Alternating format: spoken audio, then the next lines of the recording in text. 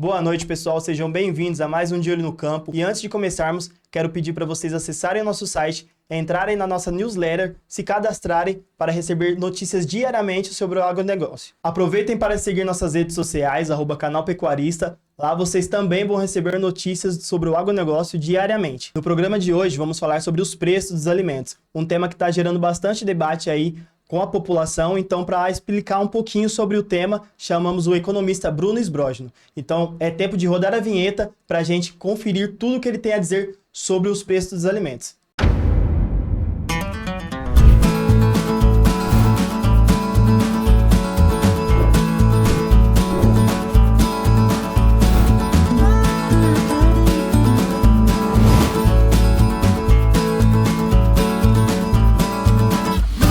De Olho no Campo. Oferecimento Natura Frig. Agora sim, voltamos com o nosso programa De Olho no Campo. Quero dar boa noite ao Bruno. O Bruno vai falar um pouco sobre os preços dos alimentos. Boa noite, seja bem-vindo ao programa De Olho no Campo, Bruno. Boa noite, Luciano. Boa noite quem nos acompanha. É um prazer estar aqui. E eu trabalhei muito tempo também no IPC aqui de São José do Rio Preto, quando a gente tinha o nosso índice de inflação aqui em São José do Rio Preto, que era uma parceria entre a antiga, extinta Faculdade Dom Pedro II, a Prefeitura e a FIP. Então eu trabalhei um pouquinho aí por trás da nossa inflação municipal durante alguns anos. Legal. Para começar, a pergunta mais simples. Quais são os principais fatores que explicam a recente alta nos preços dos alimentos? Explica para a população o que realmente está acontecendo. A gente tem a resposta curta e a resposta longa, né? Mas eu acho melhor a gente fazer a resposta longa, explicando mais pormenorizadamente o problema, porque geralmente a gente percebe só a alteração de preços lá no final da cadeia. Então a gente percebe esse aumento de preços. Quando ele é generalizado, ele recebe o nome de inflação. Então a inflação não é quando aumenta só um preço. Por exemplo, o exemplo clássico de hoje, o café. Subiu só o preço do café. Se subir só o café, não é inflação.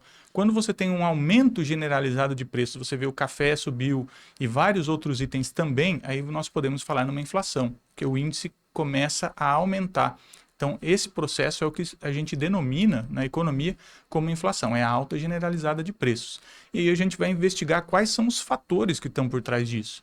E quando a gente fala da alimentação, a parte de produção de comida, a gente tem tanto fatores que estão incidindo no lado da oferta, daqueles que produzem. Então, quando a gente fala em mercado, nós falamos da interação entre oferta e demanda. São dois lados da moeda. Demanda quem são? São os consumidores, é quem consome. Então, quando a gente vai no supermercado, nós somos a demanda. E quem é a oferta? É quem produz. Então, as fazendas, os sítios, quem produz o alimento acaba sendo o ofertante. E a gente tem problemas relacionados tanto com a oferta quanto com a demanda. Os dois estão vivendo um período em que é propício esse aumento de preços. Alguns problemas estão incidindo em ambas as partes. Então vamos analisar uma por uma, né? Vamos subdividir aqui, vamos começar a fatiar.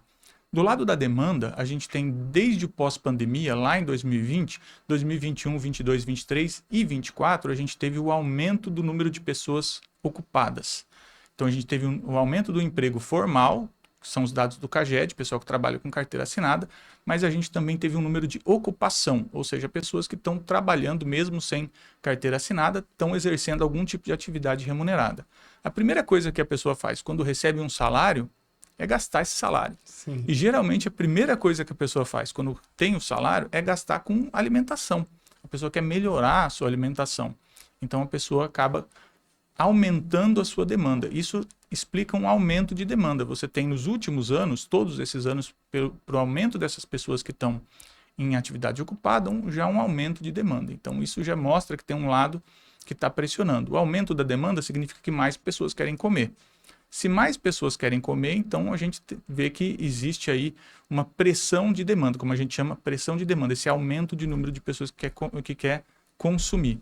E a gente tem do lado da oferta um problema dos produtores. Então a gente tem problemas climáticos, acabam impactando. A gente tem problemas geopolíticos internacionais, como por exemplo a guerra Rússia e Ucrânia. O conflito lá deixa a produtividade da Ucrânia, que é um país importante na produção de diversos produtos agrícolas, com uma produtividade muito menor. Eles não estão conseguindo ofertar o número, o volume de produção que eles ofertavam antes. Isso impacta mercados internacionais, que tem que procurar uma outra pessoa para comprar aquilo que eles compravam antes da Ucrânia. Então, essa diminuição da produção ucraniana impacta. A gente tem problemas climáticos, por exemplo, a questão do café. O Vietnã é um grande produtor de café e passa por uma crise climática bastante forte, emblemática. Isso acaba impactando o mercado internacional. Então, todas as commodities agrícolas, nos últimos anos, a gente percebe que o preço delas subiu. Então, açúcar, café, soja, milho, a gente percebe esse movimento de longo prazo de subida do preço das commodities agrícolas. Então, a gente tem, do lado da oferta, esses problemas de quebra de safra por questões climáticas. A gente tem os conflitos internacionais que estão atrapalhando no comércio internacional, inclusive no canal de Suez, que é uma importante rota de escoamento de produção. A gente tem a questão dos Houthis ali no Iêmen, que fizeram inclusive ataques a navios mercantes, roubos a navios mercantes. Isso está atrapalhando muito o fluxo de carga por aquele porto, por aquele canal, melhor dizendo. Sim. E isso acaba atrapalhando o comércio internacional. Acaba fazendo com que, se você não pode usar o canal de Suez, você tem que usar uma rota alternativa muito mais longa, e isso acaba encarecendo. Então a gente tem custos de transporte, o armazenamento também acaba impactando nesse caso. Então a gente tem aí uma porção de fatores que estão entrando nessa conta, fazendo com que tanto pelo lado da oferta como pelo lado da demanda a gente tenha um casamento ruim para o consumidor final, que é esse aumento de preços generalizado. Por isso a gente fala inflação. E aí a gente tem também outras questões que atrapalham, que são a nossa questão econômica interna. Temos aqui no Brasil o problema das contas públicas, que acaba gerando um certo problema no sentido de estabilidade e previsibilidade de como o governo vai arcar com essas contas públicas. Então, se o governo vai ter condições de pagar esse nível de endividamento que ele está fazendo no momento presente. Isso gera uma fuga de investidores e uma fuga de dólares, e o dólar acaba subindo. A gente viu que o dólar chegou a mais de R$6 no início desse ano, agora começou a desacelerar depois da eleição nos Estados Unidos e agora deu uma estabilizada. Exatamente, a gente teve esse problema, esse aumento do dólar, ele foi exatamente essa percepção de risco maior com relação às contas públicas do Brasil e também da conjuntura internacional pelo efeito Trump, ninguém sabia o que viria. Então a gente teve esses dois problemas entrando e aí o dólar disparou.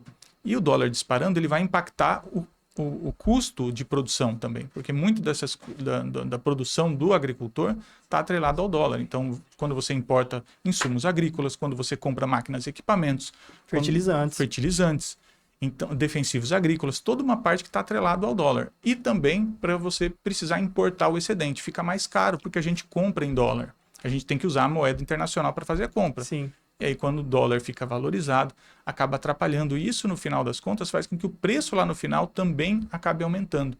Então, como a gente vê, são vários fatores conversando. Então, desde o problema das contas públicas do governo, insegurança, fuga dos investidores, que acaba causando esse impacto no dólar. Esse impacto do dólar acaba pressionando preços para cima, gerando inflação e também atrapalhando os custos do produtor, que fica mais caro.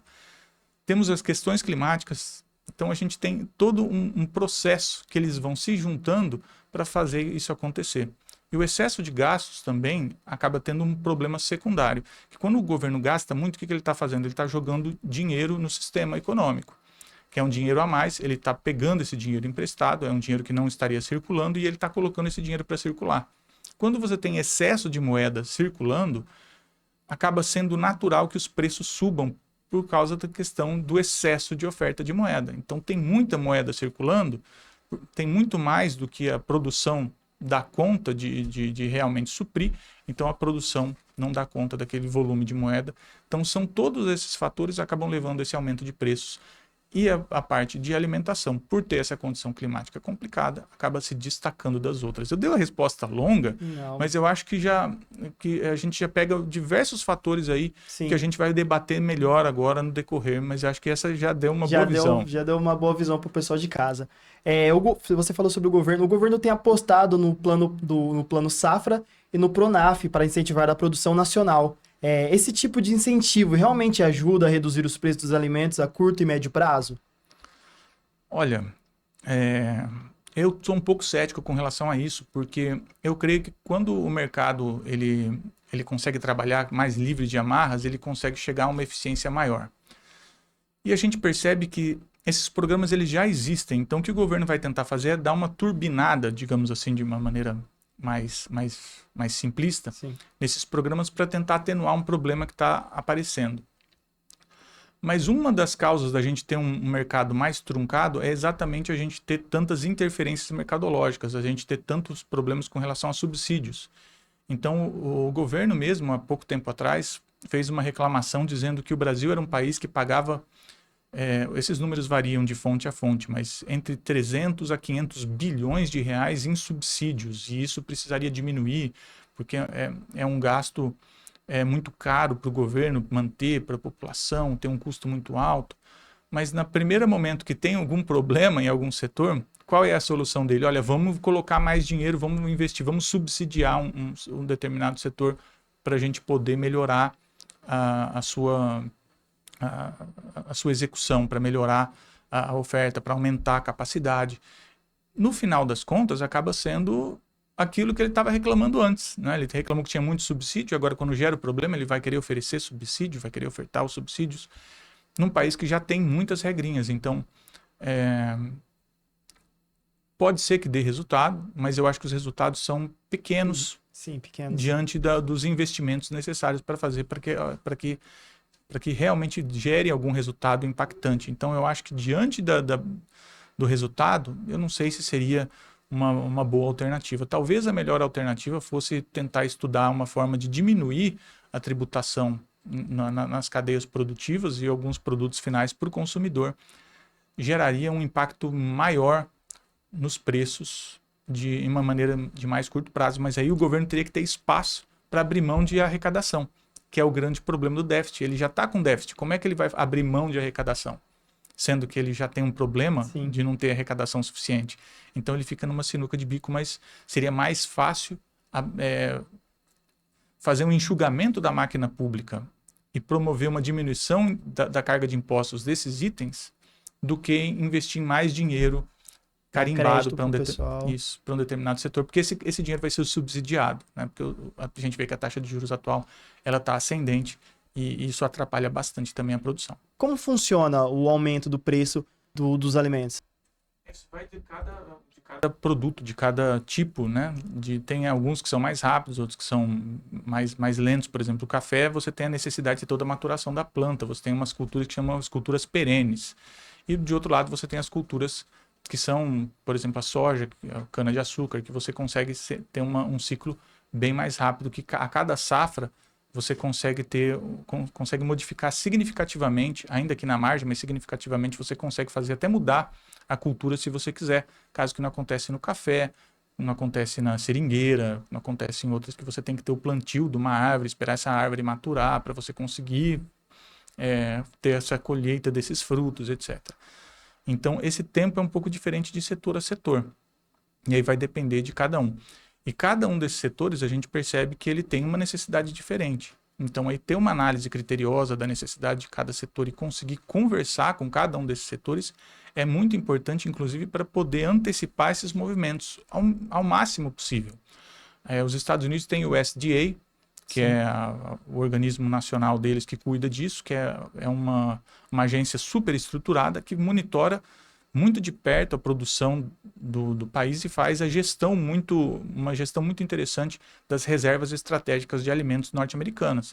A gente poderia tentar seguir esse mesmo caminho de tentar melhorar a nossa Conab ou alguma outra agência para estar mais próxima do produtor e fazer uma gestão melhor também, porque a gente não se ouve dizer no Brasil de um estoque de alimentos estratégico para tentar fazer uma estabilização de preços no longo prazo. Então, principalmente hoje, que a gente está falando muito, ou fala muito de guerra, rumor de guerra, etc., cada um desses países está buscando muito o que eles chamam de reserva estratégica e segurança alimentar.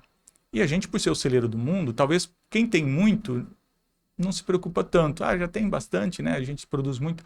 Mas é importante e interessante para o Brasil, até estrategicamente, num contexto geopolítico tão disputado, ter uma reserva estratégica de alimentos, conseguir fazer aí uma gestão, ter um estoque de alimentos. E a gente tem um problema crônico nessa área. A gente não tem celeiro suficiente, a gente não tem como fazer estoque de grãos em nível suficiente para poder estabilizar o nosso mercado quando tem alguma crise, seja ela uma crise internacional, geopolítica, por causa de algum conflito, ou seja por uma crise climática, uma seca, um alagamento, uma enchente. A gente não consegue fazer essa gestão mais eficiente. Seriam alternativas de buscar uma maneira de tentar estabilizar esse mercado no médio prazo e longo prazo, porque isso dificilmente a gente consegue coisas para agora, mexer nos preços de maneira curta. Como eu falei, eu acho que a maneira mais rápida de conseguir mexer no preço é diminuindo a tributação de um produto que na hora você consegue tirar esse tributo, mas aí você tem que ter espaço para abrir mão de receita. É algo que no momento não se mostra viável. A inflação dos alimentos impediu uma deflação em janeiro, segundo o IBGE. Como esse movimento impacta o poder de compra da população? Isso é bastante complicado, porque quando a gente fala em inflação, nós estamos falando de certa maneira, da perda de poder aquisitivo das pessoas. Só que a gente não sente isso de maneira tão direta. É como se no período de um ano, alguém fosse na tua carteira e tirasse 5% do que você tem lá dentro. Só que a gente não percebe isso, porque isso acontece em vez de alguém ir na minha carteira e tirar o dinheiro da minha carteira, alguém vai nos lugares onde eu faço as minhas compras e vai aumentando o preço de tudo. Mas no final das contas é a mesma coisa. Então, esse processo inflacionário, sendo tão resistente assim ao longo de tanto tempo, é um fator que empobrece muito a população. E a gente não pode ter uma outra maneira de encarar isso a não ser entendendo o tamanho do problema. Esse problema ele precisa ser combatido muito de frente. Então, é um ponto muito importante. Eu acho que até para o governo se atentar, porque é um governo que defende muito a questão de governar para os pobres, para as pessoas que têm uma classe social mais baixa, realmente se comprometer com o problema da inflação. Porque não adianta fazer o discurso que está comprometido com ajuda aos mais pobres e ser leniente com uma inflação que fica 5% durante um ano. E a gente tem mais, segundo o Boletim Focus, para esse ano de 2025, está sendo esperado mais um ano com 5% de inflação na média.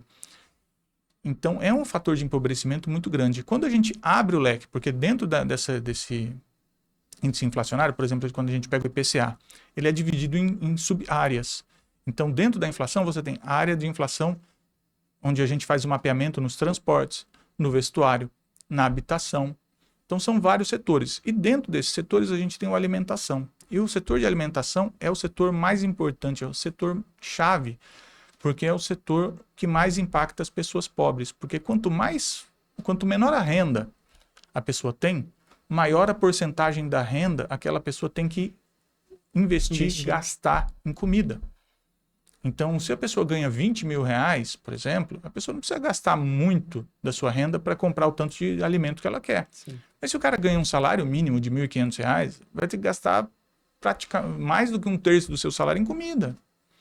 Então, nós estamos falando de uma parte da renda impactada nessa inflação para as pessoas de menor renda, de mais baixa renda, as pessoas mais pobres, é uma inflação muito complicada. Então, todo esse movimento que a gente vê acontecendo, ele realmente é bastante complicado para essas pessoas, e isso vai acabar reverberando também no futuro em uma causa de desgaste de imagem do próprio governo, porque não tem como você ir no mercado e não sentir um problema. E as pessoas imediatamente associam problema à gestão pública. O Brasil ele é muito ligado, ele liga muito as duas coisas. O brasileiro ele tem essa coisa de ligar muito. Então, mesmo se você tem um problema que não tem a ver com a gestão pública, por exemplo, uma crise hídrica, ou uma seca, um alagamento, uma enchente, algo assim, ele vai enxergar o governo como parte do problema, ainda que ele não seja. Ainda mais no momento em que o governo está se mostrando parte de um problema, porque ele vem aumentando taxas à torta direita.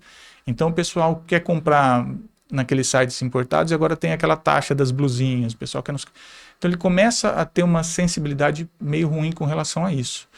Então,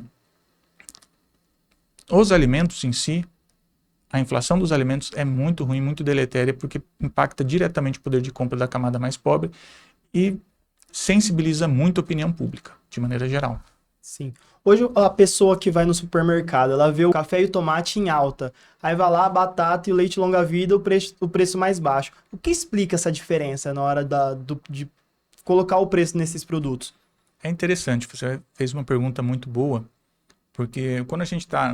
O pessoal da cidade é um pouco desacostumado com o tempo do campo, né? E o tempo do campo é diferente. Então a gente tem os alimentos, tem as suas temporadas, tem a sua sazonalidade. A produção agrícola, ela é sazonal. Então tem a época de determinada fruta, tem a época de determinada hortaliça, tem a época...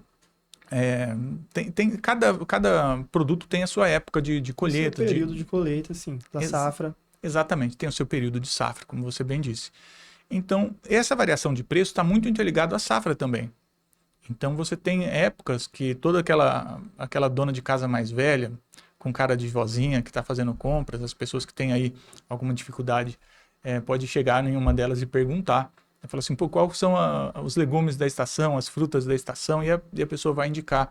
E certamente vai conseguir pagar um preço mais barato, porque está na época em que... Lembra que eu falei lá no começo da oferta e demanda?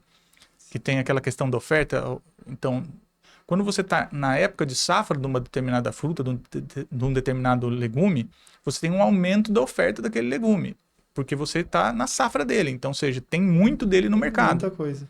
O preço dele cai. Então, sempre escolher os que estão dentro dessa época fica mais em conta, fica mais barato. Então, ter esse conhecimento da época da sazonalidade que ocorre dentro do campo faz diferença aí para o pessoal que, geralmente, muita gente hoje nasceu na cidade e nunca foi para o campo, né? Não tem esse tato. Não tem essa percepção.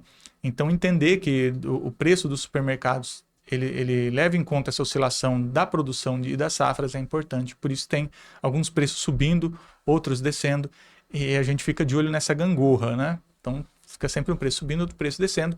E no final das contas, né, quando a gente pega... Por isso que a inflação é interessante.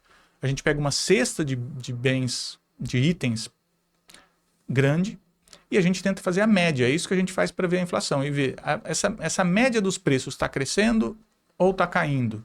Então, esse olhar, quando a gente faz essa média entre todos os preços, é o que nos vai dar aí a questão da inflação. Se o preço oscilar pouco, significa que está sob controle, porque aí a fruta e o legume que estão em época, que estão na safra, estão caindo, e outros que estão fora de época, fora de safra, estão subindo. Mas um acaba anulando o outro, então dá mais ou menos o 0 a 0. É mais ou menos, de forma bem simplificada, mas essa é a percepção que a gente tem de inflação para tentar olhar esse efeito da sazonalidade dentro do mercado. O ministro mencionou a redução do custo da intermediação no programa Alimentação do Trabalho. Como isso pode impactar os preços de acesso à população a alimentos básicos? É uma boa questão. Como eu falei anteriormente na questão do Pronaf e Conab, eu acho que pode gerar algum efeito, mas é um efeito pequeno, porque, mais uma vez, você vai mexer num mercado muito restrito, onde você vai diminuir esses custos de intermediação, ou seja, as empresas que pagam aí os vale alimentação e etc., esses tickets de refeição, e, entre outros, acabam sendo impactados e talvez isso gere uma distorção de mercado. Sempre que o governo mexe em alguma coisa, acaba gerando uma pequena distorção de mercado. Pode ser que gere um efeito a curto prazo, mas eu acho que esse efeito também é muito pequeno, levando em conta o tamanho do problema. Então, não acho que isso seja uma solução. Acho que isso é muito mais para mostrar que algo está sendo feito do que para falar, olha, eu tenho uma solução para o problema. Porque esse problema, como a gente bem desenhou lá atrás, na primeira intervenção, ele é um problema global. Dificilmente o governo vai conseguir ter uma solução que mexa com que consiga normalizar toda a questão. O que mais ele poderia fazer no sentido de normalizar tudo isso que está acontecendo seria realmente fazer a diminuição do seu déficit. Só a diminuição do seu déficit já causaria uma diminuição da inflação pela diminuição do dinheiro circulante. Só isso aí já ajudaria. Mas nesse caso, como é algo bastante pontual, e mais uma vez a gente está falando novamente, o aumento de subsídios para determinadas áreas, ele que algum tempo atrás fez uma crítica a subsídios. Então, em um outro programa, ele voltou a falar de você criar um subsídio, de criar um tipo de maneira de ajudar um determinado setor em algum determinado problema. Eu vejo isso como uma solução paliativa que não tem um efeito assim tão profundo, não vai resolver o problema a curto prazo, mas pode ser que ajude um pouquinho em um primeiro momento. Mas eu acho que a solução não passa por aí. E como você vê a previsão para os preços dos alimentos nos próximos meses? Olha, depende bastante de alguns fatores aí que é difícil prever, né? Então a gente faz aquela brincadeira dos economistas. Os economistas têm uma piada interna. Então é o seguinte: economista trabalha muito com previsão. E nenhum economista gosta de errar as suas previsões e a maioria deles acaba errando. Só que a gente tem uma cláusula, falada cláusula ceteris paribus, que a tradução seria em tudo se mantendo constante. Se tudo se mantiver desse jeito aqui, aquilo lá tende a acontecer.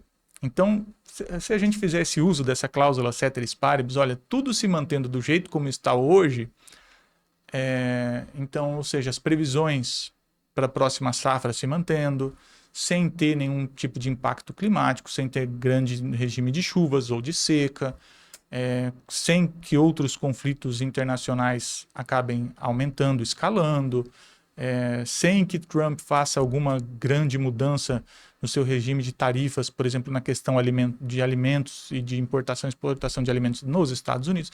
Tudo se mantendo nesse atual estado agora, que a gente sabe que é impossível, Sim. né? Não dá para cravar. Não dá para travar, né? Então, de repente, acontece uma seca e não tem o que fazer. Acontece uma chuva muito forte em um determinado lugar, não tem o que fazer. A escalada de um conflito, ou um presidente de um outro país resolver colocar a tarifa de importação, ou resolver restringir exportações para A ou B. Então, tudo isso não tem como a gente saber. Mas a tendência é que durante esse ano a gente ainda tenha um nível de preço de alimento mais alto, então uma pressão de alimentos continua, até porque a gente ainda tem uma demanda na parte dos compradores que se mantém alto, porque a população mantém um nível de ocupação bastante alto, ou seja, a gente ainda tem uma pressão de demanda significativa, a gente ainda tem muito dinheiro girando no mercado, porque o governo ainda está soltando mais dinheiro do que ele arrecada, ele está com déficit, então ele está jogando dinheiro no sistema, isso está auxiliando a ter dinheiro girando para manter o nível de preços mais alto. E a gente ainda não tem uma safra que possa jogar toda essa equação para baixo, possa realmente segurar os preços no longo prazo, no curto prazo. Agora, para o longo prazo, aí a gente já não dá para dizer, porque o longo prazo, como diria Keynes, no longo prazo todos estaremos mortos. Mas a gente tem uma ideia de que a tendência do longo prazo é um ajustamento. Mas para esse ano ainda de 2025, a gente ainda vai ter um ano de dieta, digamos assim. É um ano que vai ser um ano mais apertado na parte dos alimentos. Você acha que vai ser mais difícil controlar essa inflação ainda esse ano? Ou você acha que realmente o aumento é inevitável esse ano? Não que ele seja inevitável. A inflação, como diz a ata do Banco Central, do Copom, mostra que a inflação está resistente por conta desses fatores. A gente tem muita população ocupada, a gente tem muito dinheiro circulando no sistema e a gente ainda não tem da parte da oferta uma oferta suficiente para segurar o preço dos alimentos e a gente também tem o custo dessa parte dos ofertantes nas lavouras aumentando porque o preço do dólar também está mais alto. Então, comprar defensivo agrícola, comprar fertilizante, comprar máquina e equipamento, agricultura de precisão, tudo isso tem um preço, tem um custo. Esses custos também estão pressionados pelo aumento do dólar. Eles vão ganhar mais dinheiro exportando, porque a exportação deles também é em dólar, isso acaba ajudando, mas o custo também acaba ficando pressionado. Então a gente tem essas duas coisas jogando aí ao mesmo tempo. Então, para esse ano, é mais difícil segurar o preço dos alimentos. Outros setores, como eu falei, né, dentro do IPCA a gente tem transporte, habitação, energia está dentro da habitação, né, energia faz parte da habitação, e alimentos. Na parte de alimentos em si está um pouco mais difícil de controlar, porque também tem essa imprevisibilidade climática e o clima tem impactado negativamente com choque de oferta durante essas últimas algumas safras aí, alguns outros problemas que a gente percebe que aí não é só no Brasil. Aí tem muito a ver também com a oferta global. Então, quando a gente pega e abre o gráfico a pessoa que está em casa lá pode resolver abrir um gráfico de commodities agrícolas e procurar café, açúcar, soja, milho, vai perceber que o preço ele tem oscilação, vai para cima e para baixo, mas a tendência no longo prazo está sendo de subida, de aumento de preço. Então essa pressão também é internacional, não é só uma pressão aqui no Brasil, não é só uma coisa nossa, é uma coisa generalizada que por alguns fatores internos nossos é piorado. E esse tem sido o grande problema. Para a Dona Maria e para o seu João, que vai no mercado fazer a feirinha, qual dica você tem para dar para ele para comprar os itens básicos aí de alimentação? Então, a gente sempre coloca alguns conselhos, né? Então, o primeiro deles é procurar os produtos substitutos. Procurar alguns produtos que são substitutos e muita pesquisa de preço. Então, aliar a pesquisa de preço à substituição de produtos similares. Ou marcas que não sejam a marca padrão. A marca que mais gosta de usar seja uma marca de um nível inferior, alguma coisa assim mais barata. São as maneiras que a gente tem em mãos para poder conseguir fazer essa orientação, porque fora isso a gente pode abrir mão do consumo, mas isso é em último caso, tem coisas que não dá para abrir mão de consumo, né? Então a gente sempre sugere pesquisa de preços. Então hoje em dia tem com grupos de redes sociais, é fácil montar grupos de pessoas que vão nos diversos mercados e veem aí qual é o preço praticado em cada mercado, para premiar aquele comerciante que está praticando os preços mais baixos. Aí a gente tem substituir, por exemplo, manteiga por margarina, alguma coisa do gênero. Sim. Né? Carne de frango por carne de porco, ou carne de vaca por carne de porco ou carne de frango, enfim. Fazer essas variações. Fazer essas variações. E em produtos que são processados, produtos que têm marca, procurar marcas mais baratas. Né? Então, são as maneiras aí de tentar driblar a inflação e que vem aí pegando muito no pé da gente. Hoje, um dos produtos que mais está sendo debatido assim é o café, que teve uma alta de mais de 7%. Você pode falar um pouco mais sobre o porquê o café aumentou tanto assim? O café é um desses produtos emblemáticos aí dessa alta de preços, porque ele está tendo um choque de oferta muito grande. O Vietnã, por exemplo, é um grande produtor de café. Teve um problema muito grande na produção de café do Vietnã. A gente tem a abertura de novos mercados. Então, a China está descobrindo o café e isso é um problema, né? Porque são 1,3 bilhão de pessoas na China. É gente para boné. Sim. Então, se o pessoal lá resolver, se 1% da população chinesa resolver gostar de café, é muita gente. É muita coisa. Então, isso pressiona a demanda. Isso faz com que a demanda aumente. Eles querem consumir café. E, por outro lado, você tem o Vietnã, por exemplo, que era um grande ofertante de café, que não está conseguindo ofertar mais. Eles tiveram uma crise grande. Tivemos o problema da seca no Brasil, que diminuiu a produtividade das nossas lavouras. Então, teve uma queda de produtividade, diminuiu a oferta. E a gente tem, nesses últimos anos, o fenômeno do gourmet. Né? Quem não ouviu falar nos últimos anos dos cafés gourmets? Bastante, né? O pessoal tá... Proliferou, né? Então é café em cápsula, é café com não sei o que, é café do tipo com torra suave, torra média, é grão com características, é grão de cerrado, é grão mogiano, é grão... É tudo... Então criou-se um ecossistema dos entendidos de café, como se criou um tempo atrás o pessoal do vinho, o pessoal da cerveja artesanal. Sim. Os baristas agora estão aí. E isso a gente percebe no hábito das pessoas que sempre foram muito ligadas a café, e no surgimento de novos empreendimentos. Aqui em São José do Rio Preto, pelo menos, surgiu vários cafés, de tudo quanto é tipo de jeito, né? Então, todo lugar tem um café diferente. Então, algo que já era hábito, já era cultural do brasileiro, que era essa coisa de acordar e tomar um café. Quando acorda, toma um café para despertar. Depois que almoça, toma um café para arrematar. E à tardezinha, toma um café quando se encontra para bater papo. Sim. Então, é uma coisa muito cultural. Então, a demanda está em alta. Então, a demanda... ela é crescente, é um produto que se gourmetizou, soube aproveitar esse mercado de gourmetização e está com problema de oferta. E aí você tem, juntando aí os dois problemas ao mesmo tempo, tanto oferta quanto demanda, você tem um problema de oferta, falta oferta, e você tem um excesso de demanda. A gente tem uma demanda aquecida, tem outros países se interessando pelo consumo do café, e a gente tem um dos grandes produtores de café no mundo com problemas. Então, a equação é complicada. Sim. A variação no preço dos alimentos pode ser atribuída também ao custo de insumos, como fertilizantes e combustíveis. Como esses fatores passam na formação dos preços? Então, como a gente falou, a gente tem do lado da oferta, o impacto desses insumos é grande, porque boa parte desses insumos acaba tendo correlação com o dólar. Então, o cara quer comprar um maquinário mais moderno, quer investir em tecnologia, ele quer fazer alguma coisa nesse sentido, muitas vezes ele acaba tendo que pagar aí a variação que o dólar teve, então acabou subindo o preço, isso acaba impactando o custo dele, e depois ele não tem como comercializar isso sem colocar esse aumento do custo no preço que ele vai fazer, embora a gente saiba que é uma commodity internacional. E essas commodities internacionais, em alguns casos, né, não é todo, mas em muitos casos, não tem muito como você brigar com ela. Então, de repente, você passar muito o teu custo, é mais interessante você não produzir do que você produzir com prejuízo. Então, fica toda essa guerra. E tem os mercados internacionais, os grandes consumidores, como, por exemplo, a China, que ela tem interesses em comprar barato.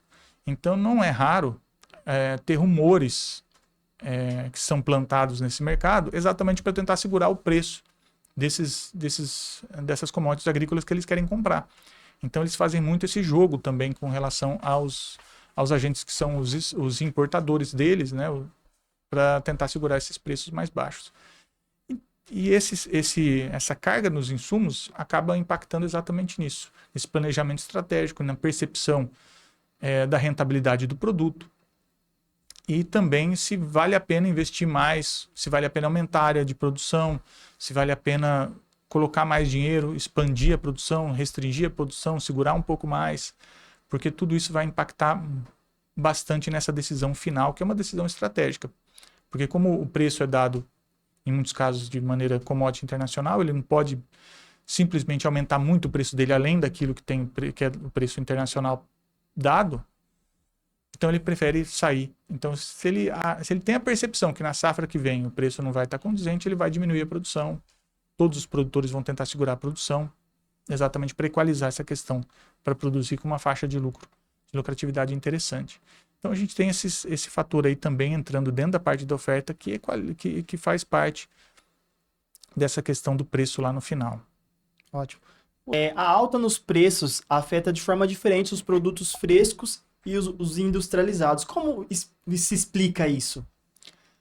A gente tem, para fazer essa análise, o tempo deles para chegar até a gôndola, né? Então, alguns produtos eles têm um trâmite maior, eles têm uma cadeia maior que passa pela industrialização, e outros vão direto do campo para o mercado.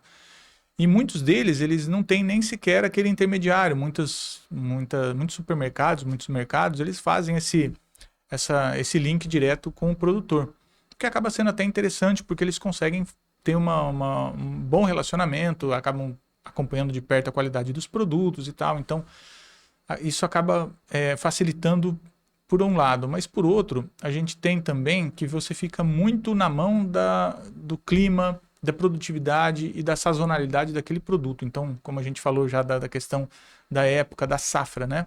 Então, fica muito na mão da questão de safra. Então, esses preços oscilam muito quando não tem essa produção, quando não passa por essa cadeia industrial, pelo programa da safra. Agora, quando você tem uma indústria, e a indústria ela faz um planejamento para você poder ter uma oferta perene daquele produto.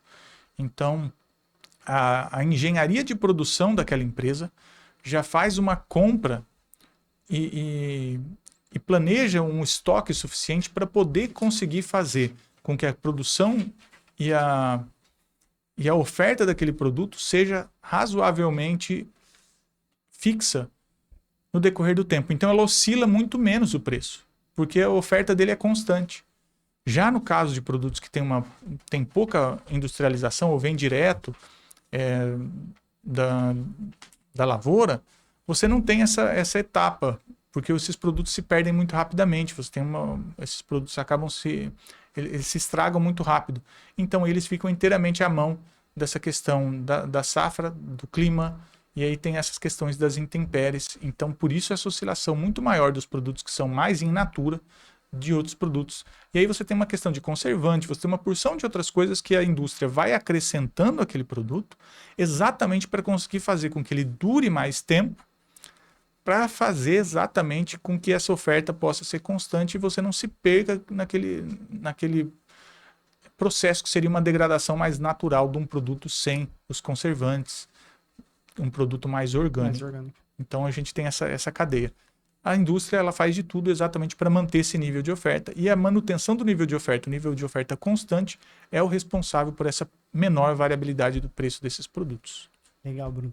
Bruno, a inflação dos alimentos é um problema recorrente no Brasil. Quais as medidas estruturais poderiam ser adotadas para reduzir a volatilidade dos preços a longo prazo? A gente tem esse problema, é bastante crônico. O Brasil, infelizmente, é um país que vive com problemas de inflação recorrente. Então, tivemos um problema sério de inflação em 2016, tivemos um problema sério de inflação em 2021, agora estamos vivendo novamente um problema inflacionário, e parece que a gente não aprende muito bem a se livrar do problema. É lógico, está muito melhor do que os problemas de hiperinflação da década de 80 e começo da década de 90. Mas ainda assim a gente flerta muito com a inflação. E essa inflação, ela, como você bem falou, tem uma base estrutural nela, que é o fato de que os governos, de maneira geral, eles gastam muito dinheiro, além do que eles estão arrecadando. Eles brincam muito com a questão do déficit. E eles gostam de fazer déficit porque o governo gosta de influenciar na economia. O governo gosta de ser o capitão da economia, de estar na frente da economia, de capitanear a economia.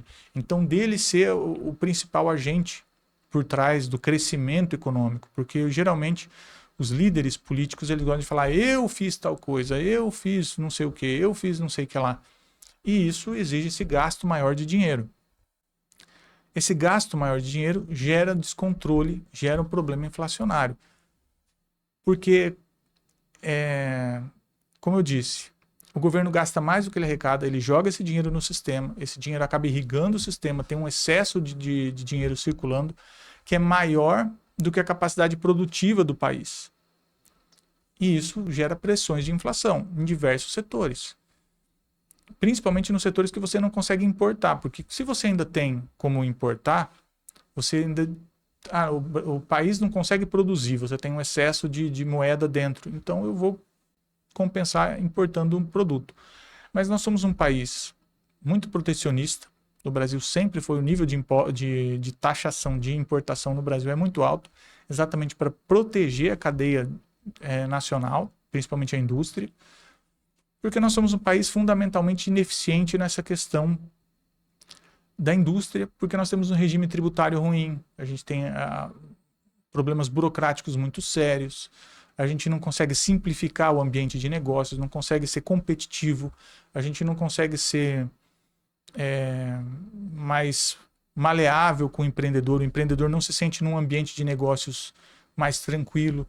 Aqui é sempre muito truncado, tem muita burocracia, tem um regime de tributação muito grande, fizeram uma reforma tributária agora que vai entrar em vigor, mas ele ainda continua um regime tributário muito ruim, inclusive vai ter o IVA, o Imposto de Valor Agregado, dos mais altos do mundo, não vai solucionar o problema, a gente vai continuar com o problema de impostos serem muito altos, e ainda não vai estar simples como eles prometeram que seria simples, ainda vai ser um sistema complexo.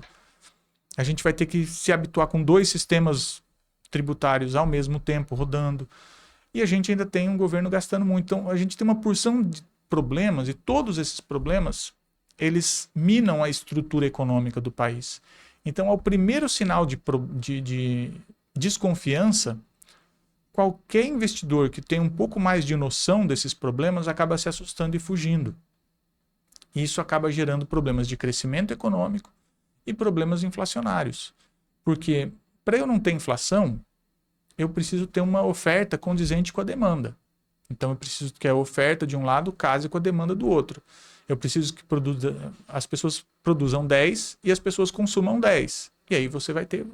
Agora, se o pessoal está produzindo 8 e o pessoal quer consumir 12, o preço vai ter que aumentar. Sim. Porque aquelas 12 pessoas vão competir para ver quem consegue aqueles 8. E aí é aquele jogo de quem dá mais. eu vou vender para quem está pagando mais. O mercado trabalha mais ou menos, eu super simplifiquei, tá?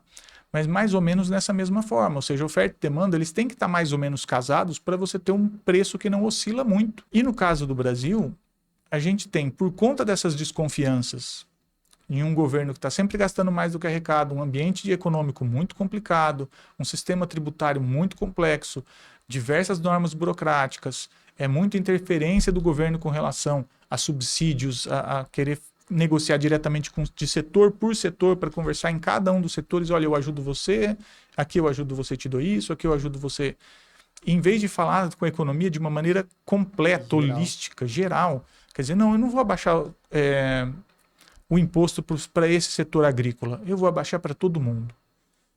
Então eu ia abaixar 20 para fulano, baixa 5 para todo mundo. Então, mas para isso você tem que ter a classe política, de uma maneira geral, ela vai precisar abrir mão de ter poder sobre a economia. Porque esse é um problema de estruturas de poder, não é nenhum problema econômico. Porque para quem está dentro da classe política, é muito interessante poder fazer essa negociação de setor a setor, porque eles podem barganhar com determinados setores. Então, olha, eu te dou isso se você fizer aquilo, eu te faço tal coisa. Então fica muito mais fácil de ter esse processo. Sim. Né? É uma coisa muito problemática isso. Isso é um dos problemas que ajuda a existir corrupção. Então, esse excesso de você fatiar e conversar um por um, tal, gera um problema muito grande de ruído. E aí, quando você solta isso e fala assim, não, vamos fazer para todo mundo, uma classe abriria mão de poder fazer esse tipo de negociação de um por um para falar, olha, está todo mundo livre, a gente vai ter uma taxa mais baixa, nós vamos tratar a economia de uma maneira igualitária. Todo mundo vai ter as mesmas, vamos aplicar o que a gente chama de isonomia. Estão todos iguais. Isso seria o mais correto. Um ou outro setor ainda poder ter, por ser um setor estratégico, poder ter um regime especial? Pode ser, mas todos os setores terem um olhar especial, não, o setor da linha branca tem que ter não sei o que lá, o setor da construção tem que ter não sei o que, o setor do automobilístico tem que ter não sei o que lá, o setor do moveleiro, o setor... E você vai conversando setor a setor, é realmente mais complicado e você não consegue. Tentando fazer política pública para cada um dos setores, você cria uma confusão, inclusive administrativa, porque quem vai dar conta de olhar todos esses, que ministério é possível dar conta de olhar de setor por setor, ter gente para fazer isso, ter eficiência para fazer isso e conseguir gerar programas satisfatórios nesse sentido de conseguir trabalhar o melhor possível com cada um dos setores. Exige muita gente, exige muita capacidade técnica. É uma movimentação muito grande. É uma movimentação muito grande. E aí a gente tem esse problema, essa percepção de um problema econômico que a primeira desconfiança, todo mundo tira o pé dos investimentos. E aí, se a gente tem menos investimentos, a gente diminui a capacidade de oferta. No momento em que a demanda continua pressionando, continua querendo comprar, principalmente com os gastos do governo alto, o que o governo está consumindo. O governo, se ele está colocando dinheiro no sistema, significa que ele está comprando. Só que aí é que o cara fala, o cara pensa, ele está comprando, mas ele está comprando com que dinheiro? Ele está se endividando.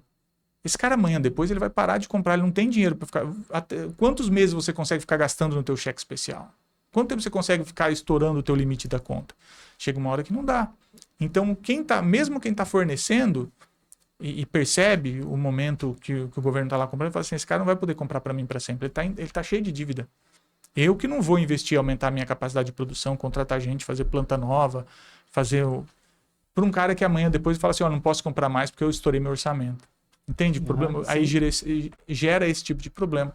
E a economia tem essa percepção geral, todo mundo tira o pé do acelerador, todo mundo entra num compasso de espera, e aí é o começo das dores. Aí começa a gerar crises, como aconteceu em 2015, 2016. Então é um processo de tempos em tempos, o Brasil não aprende e volta de novo nessa mesma ladainha, infelizmente. Muito obrigado, Bruno, pela sua participação. Obrigado por esclarecer as dúvidas da população. Eu espero receber você mais vezes aqui no nosso programa, viu? Eu que agradeço a participação aqui, foi muito legal. Obrigado aqui pela oportunidade, obrigado a todo mundo que acompanhou a gente, espero que tenham gostado também, que tenha sido esclarecedor para todo mundo. Valeu, Luciano. E é isso. Eu fico aguardando então o próximo convite, quem sabe aí para voltar aí para conversar com vocês. Obrigado. Com certeza, com certeza. Pessoal, muito obrigado a vocês que acompanharam o nosso programa e até a próxima.